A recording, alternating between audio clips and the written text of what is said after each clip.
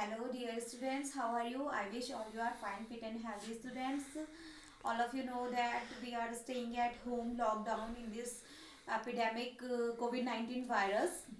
So students, we are making some teaching videos to study you at home safely.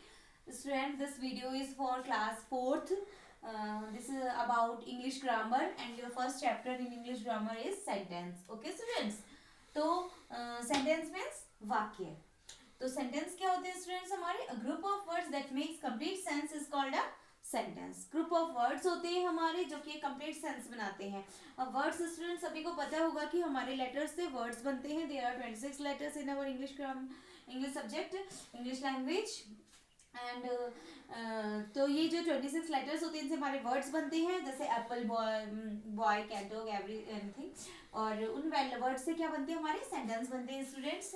तो words को लेकिन जब हम एकदम फिक्स ऑर्डर में अरेंज करेंगे और उनको कंप्लीट सेंस जब उनका बनेगा तभी हमारा एक सेंटेंस कंप्लीट होगा.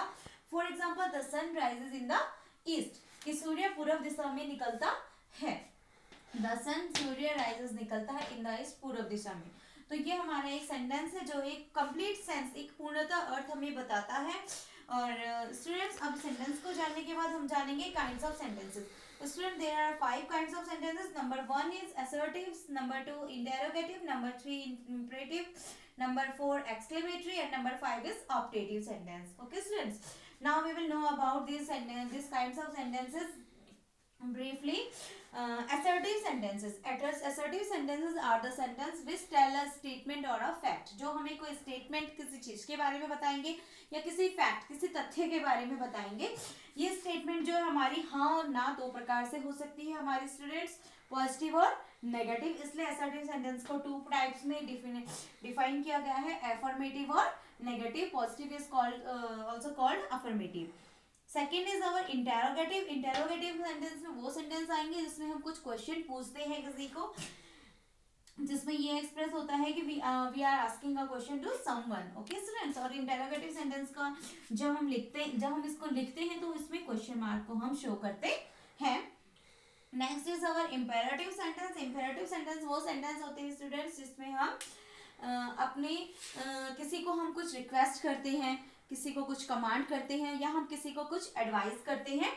जैसे हम रिक्वेस्ट करते हैं please give me a pen, किसी को कमांड करते हैं गो देयर, कम हियर, या फिर किसी को हम कुछ एडवाइस करते हैं कि वर्क हार्ड, कि कठिन परिश्रम करो.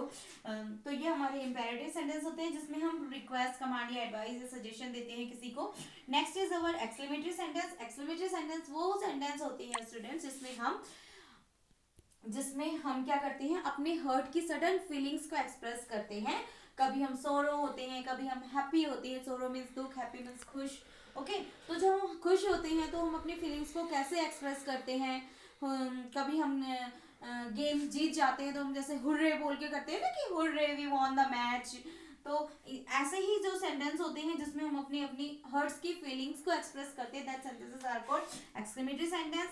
Next is our optative sentence. Optative sentences में वो सेंटेंस होते हैं जिसमें हम किसी के लिए कुछ विश करते हैं या प्रेयर करते हैं, और कभी कभी हम कर्ज भी कर देते हैं, मीन्स अभिशाप. विश मीन्स कामना करना, प्रेयर प्रार्थना करना, या और कर्ज मीन्स अभिशाप, किसी को कुछ बुरा भला कहना. तो ऑप्टेटिव सेंटेंस जैसे हम बोलते हैं मे गॉड ब्लेस यू. कभी कभी हम किसी को कहते तो नहीं है बट सुना है हमने मे गो टू हेल, कि नरक में जाओ, एनीथिंग.